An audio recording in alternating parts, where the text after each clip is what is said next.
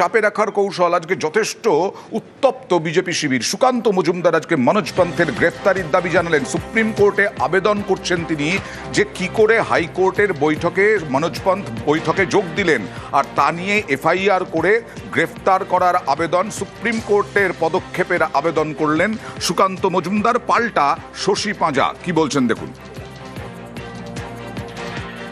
যারা unauthorised person তাদেরকে এই মিটিংয়ে উপস্থিত করে ক্যালকাটা হাইকোর্টের চিফ জাস্টিসের উপরে প্রেসার তৈরি করার চেষ্টা তৃণমূল কংগ্রেসের সরকারের পক্ষ থেকে হচ্ছে। আমি মহামান্য সুপ্রিম কোর্টকে আবেদন জানাবো পুরো বিষয়টি তদন্ত করে দেখতে।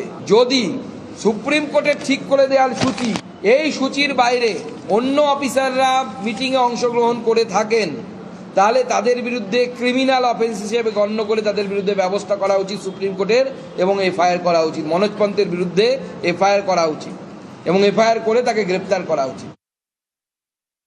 দুঃখ প্রকাশ করি, একজন শিক্ষিত মানুষ, তিনি একজন সাংসদ, সংবিধান বোঝা উচিত, তার অ্যাডমিনিস্ট্রেশন কিছু হলেও তো একটা আইডিয়া থাকা উচিত। কি করে এই কথাগুলো বলে? ওনার কথাতে কোনো গ্র্যাভিটি নেই। এবার থেকে অভিযোগ করা বন্ধ করুন, অভিযোগগুলো প্রমাণ করুন। এই যে ক্লেম করছেন, এই ক্লেমগুলোকে আপনি সাবস্ট্যান্সিয়েট করুন। তাদের এই বক্তব্যগুলোকে মানুষ গ্রাহ্য করছে না।